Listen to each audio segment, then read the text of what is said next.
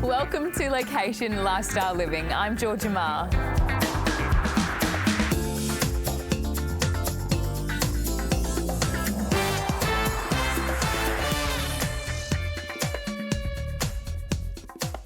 On today's show, we check out Katara Westfield's Rooftop Wonderland, catch up with Christy from Hunter Water, and chat to the boys behind the hashtag Rise Above Doubt campaign. Plus, all our regulars are back, and we take a look at all things real estate.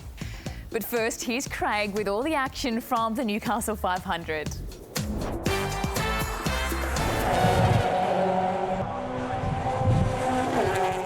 The countdown is on and Newcastle is once again revving up for the 2019 Supercars. We were lucky enough to experience the action and hype of last year's race and get a taste of what's to come. Mate, I enjoy it. It was a great event last year. Just hope we can go one better this year. Kurt, great to have you on the show. Thank you. You are the Supercars boss. Tell us what that's like. Well, I don't know if I'm boss of the whole thing, but I am in charge of this event. So I get the good job of bringing supercars and all this fun stuff to Newcastle. Mate, it is fun stuff and, just wandering around. There's such a great vibe in the air. Thank you for that. Oh, no, look, we've got to thank the people of Newcastle. They asked us to bring the event here. We put it on last year, and then they're coming back this year telling us how much they loved it and how much they wanted to stay. So it's great.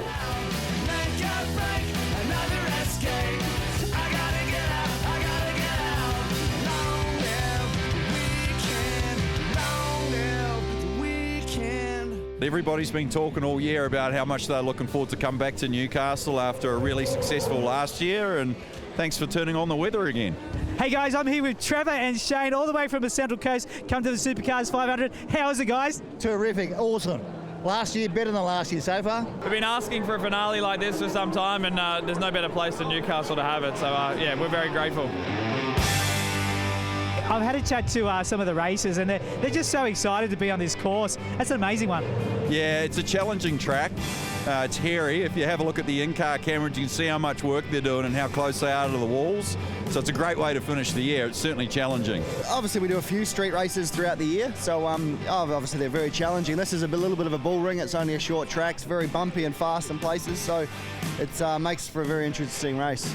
All the street courses have got their own personalities.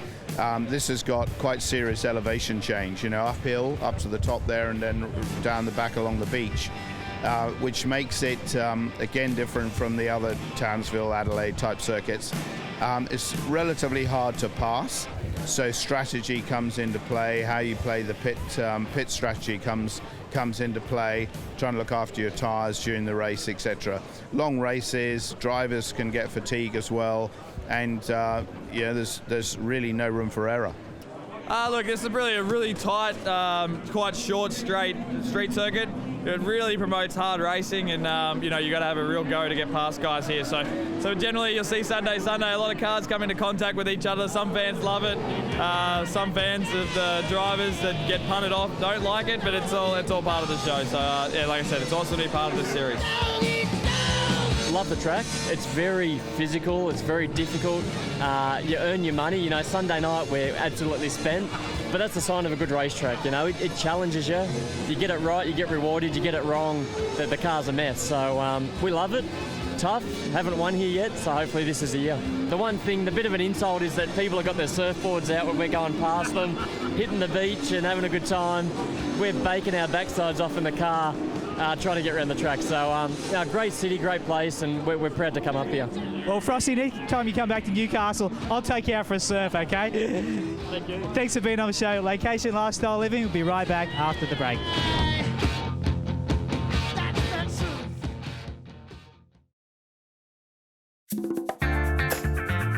Whether it's tackling a challenging coastal hike to the summit of Mount Tomaree, snorkeling in the bay, horseback riding beside the crashing waves, or watching the whales and dolphins play, there really is something for everyone, with accommodation to match.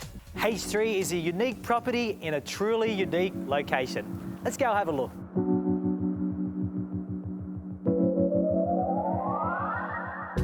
Well, guys, here I am with Alex and Shauna, the proprietors of H3 Holiday Home in here in beautiful Port Stephens. All I can say is, wow, this is absolutely amazing. Tell us a little bit about the property.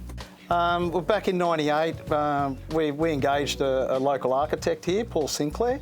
He designed the home for us. Local builders, which are really good friends of ours, they did the construction for us. So that was back in '98, and then up until only a few years ago, it was just always used as a family home. And then we had the opportunity, Sean and I, and we turned it into as a holiday home as such, and haven't looked back. So it's been wonderful. Shauna, what do your guests love most about the home? Well, some of them will loved the fact that we have a beautiful full kitchen in there with Smeg appliances. We also have a fully ducted, air-conditioned home that's available that they can have turned on in summer, so it's a nice, cool house to come back to if they've been out for the day. This entertaining area out the front here is really what makes the house as beautiful as it is. I think the fact that you can just walk straight through and straight out onto the grass and straight to the beach is very appealing. So Alex, how many people does this accommodate? We can sleep 8, so ideally we can set it up as like 2 families of 4. So 4 adults, 4 children. But we've just recently put in a new bedding configuration that I got across from Italy, and it's a bunk wall beds. Oh, okay. So that allows me to now accommodate 3 couples. So we've tried to make the best of what we can. So, but having that option now that we can join the 2 singles to make a queen. That's proving really popular as well. So what do you think makes this property stand out from other properties around, besides the immediacy of the location? Well, the location is the number one. We've got a good property here. It just ticks a lot of boxes for a lot of people. And you grew up locally, so you guys know this area like the back of your head. So that's a great thing to be able to help your guests where to go for dinner or where to spend some time if they're here for a while. What are some of the attractions? Well, definitely local knowledge does help. That's for sure. I'm pretty much 40 years been here now, so we both know it like the back of our hand. But the attractions of the area, they're endless here in Port Stephens. Pretty much from bike riding, we've got some of the best bike parks and cycleways. You can nearly go from here all the way to Fingal Bay. We've got the Tomaree Mountain, which is just on everyone's wish list to climb the mountain, right out to sandboarding, safaris, dolphin watching, fishing. It doesn't stop. So you mentioned dolphin watching. Do you ever get dolphins out the front here? Absolutely, yeah. You don't have to pay to go and watch dolphins. You just sit here and watch them. It's amazing. Well, H3 certainly is spectacular. I'm looking forward to hearing the reports of all the people who are going to enjoy this themselves. Great to have you guys on the show. Yeah, thank you.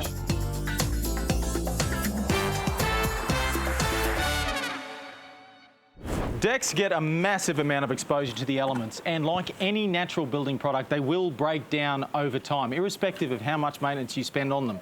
So at some stage in the life of your deck, you're going to need to replace a decking board. I'll show you how to do that right now. So first of all, in this case, our decking board is screwed down with decking screws. If you've got decking nails on your decking board, what you would do is you'd start at this end here and work down the board, just lifting this board up gently with a jimmy bar or a crowbar of some description. Lifting that board up, working your way all the way down. We're going to just undo these screws exactly the same way. So we're going to work from one end all the way down the board to the other. Well, now that we've got our decking board off, it's a good opportunity just to take this time to check the subfloor members. So these joists that are running through here that are carrying the step, make sure that they're all in really good nick. There's no rot in there, there's no water damage, anything like that. These all look almost brand new. So we're going to go straight ahead and put our next board down. Remember, when you're measuring, measure twice, cut once.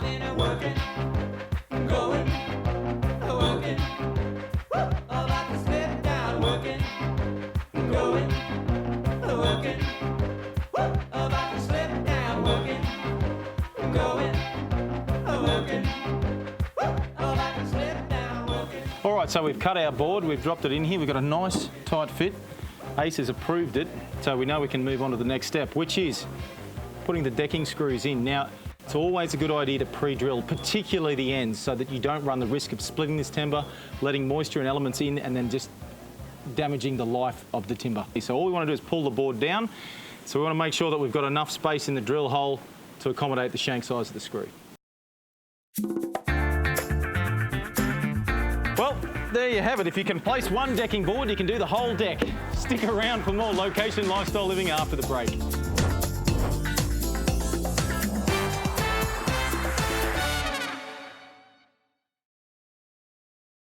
Hi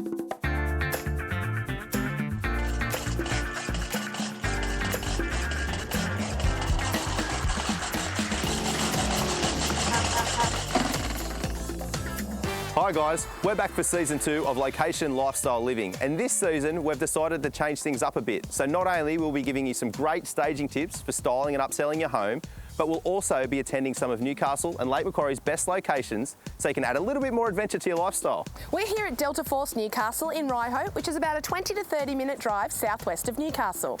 Now, anyone that loves adrenaline like we do will love paintball, and it's perfect for birthday parties, hens and buck shows, and of course, corporate team training days. Now today, here at Delta Force, they claim to have Newcastle's best scenarios. So they have Tomb Raider, Resident Evil and Tropic Thunder. So we're going to go check those out. Absolutely. Well, that's enough talking. Let's go and get suited up and let's check it out.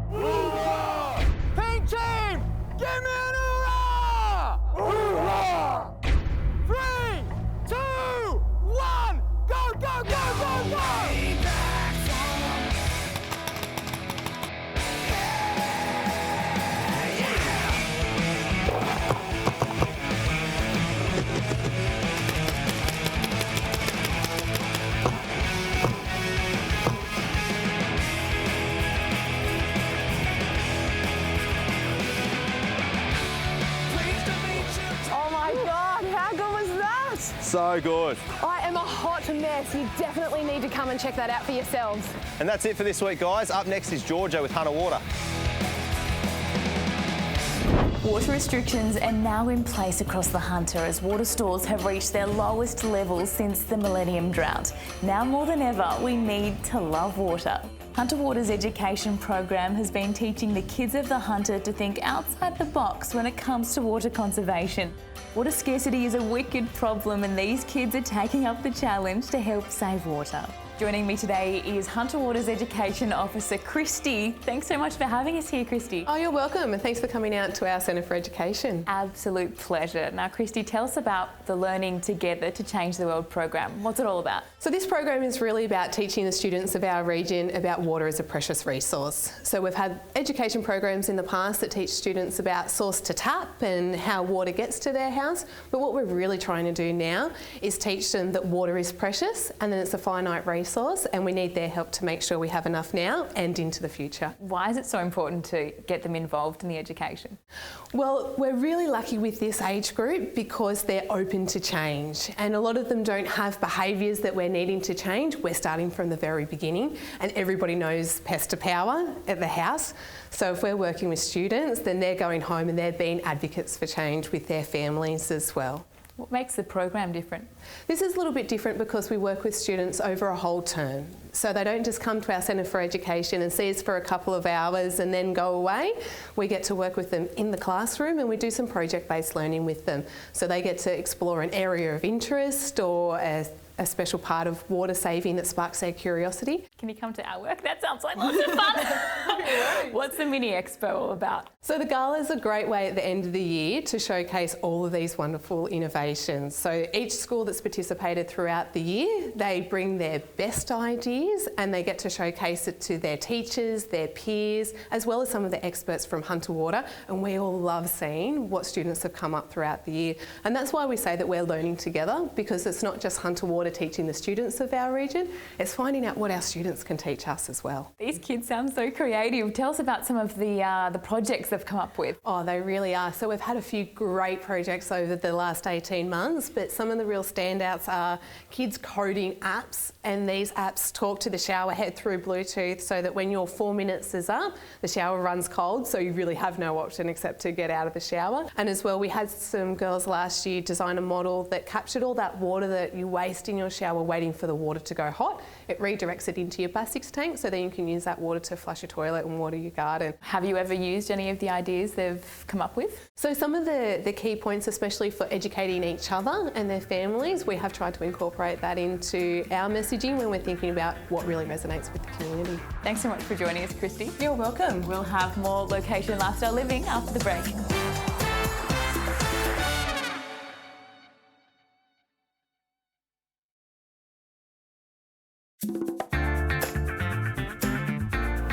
You probably wouldn't believe it by looking around me here, but I'm currently on the rooftop of Westfield Kotara, the Hunters' premium shopping destination. It's an absolute culinary haven up here, and I wish for you that television was scratch and sniff because it smells absolutely amazing. There's an eclectic mix of taste here in a family-friendly environment, and joining me on my culinary tour of the rooftop today is Centre Manager Sarah. Thanks so much for having me. You are absolutely welcome anytime, Georgia. Thank you. It's beautiful. It's amazing up here. It is so beautiful. We're very proud of the space that we've created here on the rooftop. It really is a place for everyone, not just to come and dine, but to come and connect with their friends and family. What do you love about the rooftop, and what do you think your customers love about it? The customers tell us all the time that they love that it doesn't feel like a shopping centre. It's really a living centre. I don't quite remember what the rooftop was before it was the rooftop. What was it? It was a car park. A car park? I remember standing here one day with the designers in the car park, and I said, you have to do something extremely special here. We have so many amazing options in Newcastle and the Hunter, so we put them on a bus and we took them up to Colburn, the Hunter Valley, and we also took them to Newcastle beaches, the eat streets of Newcastle, Derby Street, Beaumont Street, and we said, you have to do something extremely special, and the rooftop was born. So what about the materials and all of the amazing plants? Where have they all come from? The majority of materials that you see here on the rooftop have been sourced locally. The 5 kilometres of timber decking was milled in Taree. A lot of the bespoke pots and plants that you see around the rooftop were all sourced locally. And the rooftop was actually built by Novocastrians, basically. I feel like when you walk around, there's something for every age and stage here, between the parks and the restaurants and the games and the movies. Absolutely, there is something for everyone. And one of my favourite things to do is come up here on a Thursday night and watch the kids dancing to the live music, you know, family and friends meeting for dinner, or, you know, the older kids having a really great time on the bumper cars at Time Zone. How many restaurants do we have to choose from up here? Well, we've just expanded. Our customers have told us how much they love the rooftop, so we want to give them more, of course. We will have 13 restaurants open 7 days a week. And I know you're probably not allowed to play favourites, but have you got any top tips for me? Our new restaurant, Hong Kong Chef, which recently opened, has the most amazing prawn wontons. Yum. Yum. Can we go on a tour? I would love to take you on a tour. Thank you.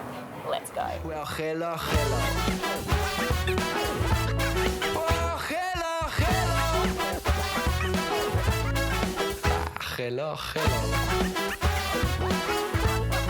Oh, hello, hello. Thank you so much, Sarah. This has been absolutely delicious. You are welcome. We're going to finish this off. We'll see you soon. Well, joining me today are 2 remarkable young men who are making waves internationally by raising the awareness and reducing the stigma of mental health. Founder of Apex Gen, Matt Laycock, and Apex Gen athlete Scott Doolan know what it's like to inspire and create a community that will support one another. Guys, great to have you on the show today. Thank you, great to be here. So Apex Gen, guys, what a fantastic concept and homegrown in Newcastle. Tell us a little bit about it, Matt. Yeah, nice. So basically the company just started to be able to help people that's gone through a bit of adversity. It was originally just a Facebook page where we shared people's stories that had gone through adversity and then how they rose above that. So that's where our tagline, Rise Above Doubt, comes from. And it didn't really turn into a clothing brand until I met Scotty and we decided we wanted to do the first Apex project, which was challenge someone to something that they didn't believe was impossible and have them try and achieve it, give them all the resources and support we can and bring out their potential. And that challenge was to you, Scott, going to base camp in Everest, the first paraplegic to do it with minimal assistance. Tell us about that journey. Yeah, it's pretty much like how Matt was saying, like out of nowhere he just brung up the idea of wanting to go over and to climb base camp, you know, over in the pool, and I was like, yeah, no, I didn't really want to do it at first because I was pretty scared, and I thought about it, and you know, just thought what better way to be able to motivate and inspire other people than to do something like that. So yeah, we went over there and spent a little bit of time in Kathmandu at first, and sort of just took in the culture, and then flew over to Lukla, and that's where we pretty much begun the trek up to base camp. What are some of the key takeaways that came from getting to Everest? Perseverance. There was times where I wanted to give up, and I was ready to give up, but I had a good team. I had like Matty, he was always there supporting me, and we had I think 5 others that come along that played their roles, and we also had like a group of Sherpas and porters that carried the luggage, and they were always there if you needed anything. So I love how you've created that community of people that will support others to rise above doubt. So with that, what are some of the ways we can get involved with what you guys do?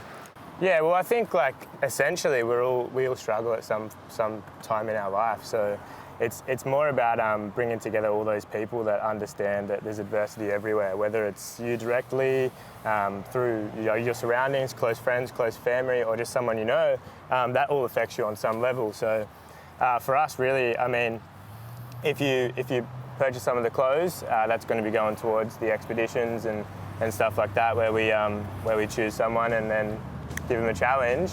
But other than that, you know, just promoting overcoming adversity, and like if you can share your story online and share your journey with people and be open about that, I think that's really the first step to be able to have people understand that adversity is common. So trips to Everest, Kilimanjaro, this sounds like a great adventure. You guys ever like pull out the iPhone and do some filming? Yeah, well, the journey itself is actually the key to helping other people overcome adversity. So we're actually making documentaries of each project so that hopefully, you know, someone can be in a rehabilitation bed and have just gone through their accident and be able to watch that and see that what they're going through doesn't have to define them, and they can use that in a positive manner. So yeah, we're working on just finishing up the Everest documentary now, and then hopefully air it in the next few months. Well, I can't wait to see. That sounds very exciting. Well, Matt and Scott, great to have you on location Lifestyle Living, and now here's Georgia. Well, that's all we have time for today on Location Lifestyle Living. If you'd like to join the team, check out the website or catch up on an episode, head to 9 Now. See you next week.